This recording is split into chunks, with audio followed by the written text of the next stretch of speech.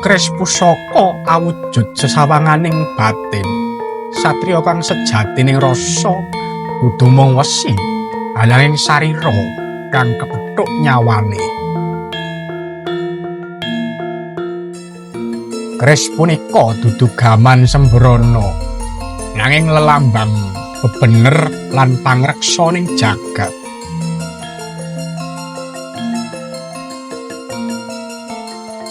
Warangkane Gayaman Surakarta saka kayu timuhu. Punika lambang keendahan kang sinempyang ing kesederhanaan.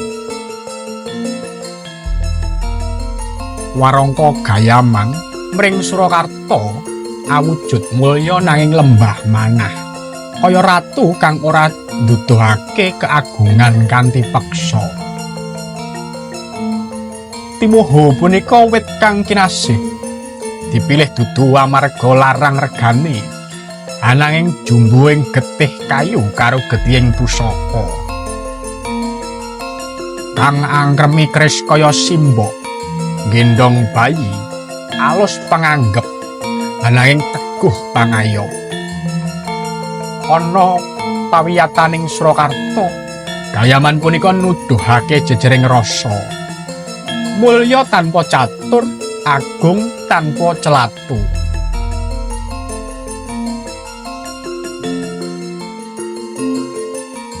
Kanjeng pusaka kang kawedhar punika dudu sembarang gaman. Wujude Kris sempana, pamor banyu mili, tangguh pajajaran. Ananging sejatine Kris punika kadi kitab rahasia. Saben garis pamor, saben sudut damane nyemut kaweruh kasiliran. Dapure sempana. Sempana iku asal saka tembung sempurna. Dapur iki ngemu sifat tuntas ora mung ing wujud, ananging rasa lan laku. Kris iki damane rapi, tatanan elemene trep, ora ngadepi cacat.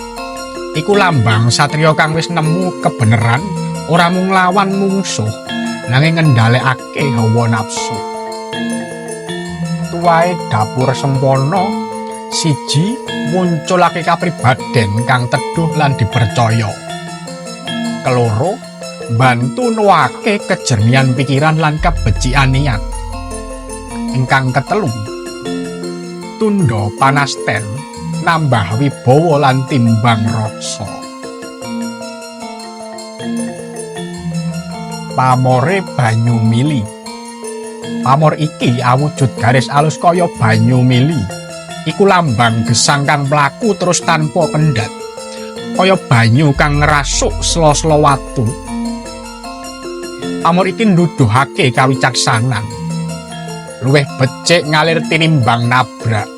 Iku lambang ketekunan, keluwesan lan rasa nrimo. Tuah pamore ya iku nglancarake rejeki kaya banyu kang tansah mili. Nambah jodoh lan bebrayan amarga banyu iku penguripan. Ngilangake sandungan, nyernakake energi alangan kang kasar.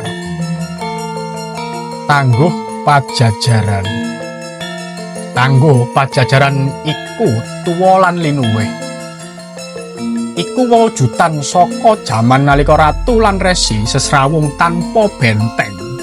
Kris tangguh iki alus, ramping, nanging ngajeni. Dudu kanggo perang, ananging kanggo ngudari misteri urip. Tuwahe tangguh ya iku nambah ketajaman batin, nulungi ngraosake pituduh saka parang. Proteksi spiritual nglindhungi saka energi ala lan panembrono negatif.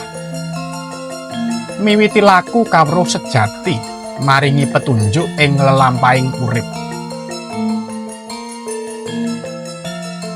Kris punika dudu mung pusaka, nanging guru kang bisu.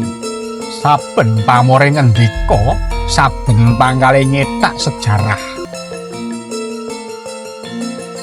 Sempana mulang supaya sempurna, Banyu mili ngelingake supaya terus lumaku. Ajajaran ngendarakake kawicaksanan kang sejatining urip. Urip mung mampir ngombe. Nanging rasa kudu mili kaya banyu suwung. Nuwun, matur suwun.